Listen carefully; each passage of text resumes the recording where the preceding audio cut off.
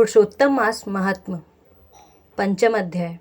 एक बार अधिक मास कहने लगा, हे नाथ, हे कृपानिधि, मलमास मेरा नाम है। मैं बलवानों से तिरस्कृत होकर यहाँ आया हूँ। फिर आप मेरी रक्षा क्यों नहीं करते?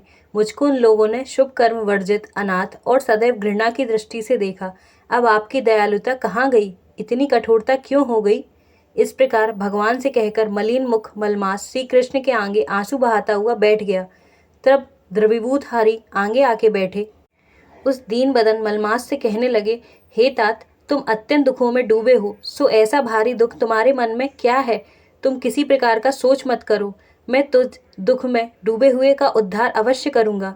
मेरी शरण में आकर तुम सोच करने योग्य नहीं हो। नारायण बोले।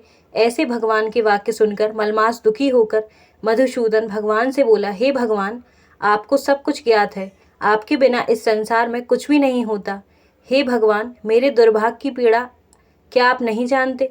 तो भी हे नाथ, दुख रूपी फांस में फंसा हुआ जैसा दुख किसी को न हुआ न देखा, सो आपसे कहता हूँ। क्षण, लव, मुहूर्त, पक्ष, मास और दिन, रात्रि आपने स्वामी की आज्ञा से सदा भय रहित होकर आनंद करते हैं, परंतु न मेरा कोई नाम है, न मेरा धर्म, न मुझको कोई आश्रय देने वाला है। इसी से सब देवताओं ने मेरा निरादर किया है और शुभ कर्मों में यह मलमास वर्जित है, ऐसा सभी अंध परंपरा से कहते हैं। इसीलिए मैं मरना चाहता हूँ, जीना नहीं चाहता। हे नारद जी, मैं मरूंगा, मैं मरूंगा। इस प्रकार बारंबार कहकर मलमास शांत हो गया। नारद जी श्री नारायण से कहने लगे, हे महाभाग, चरणों में पड़े हुए अधिक मास को भगवान ने क्या कहा? भगवान बोले, निष्पाप नारद, जो हरि ने कहा सो मैं तुमसे कहता हूँ, सुनो। हे मुनि श्रेष्ठ, कृष्ण भगवान के नेत्रों से संकेत पाकर गरुड़ मूर्छित हुए मलमास को अपने पंखों से हवा करने लगे।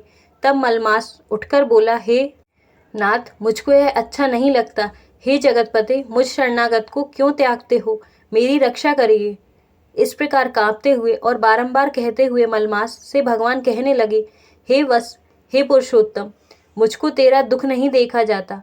तू सोच मत कर। उन योगियों को भी दुर्लभ ऐसे गोलोक में मेरे साथ चल, जहाँ गोपी गणी के बीच में बैठे हुए दो भुजा वाले मुरली हाथ में लिए नवीन मेघ के समान श्याम रंग कमल सदृश नयन वाले ऐसे ईश्वर श्री कृष्ण भगवान रहते हैं। श्री कृष्ण भगवान गोलोक में तेरे दुख का दूर कर देंगे। चलो वहां पर चलते हैं। श्री नारायण कहने लगे कि इतना कहकर हरि भगवान मूल मास का हाथ पकड़कर गोलोक को ले गए। इति श्री पंचम अध्याय संपूर्णम।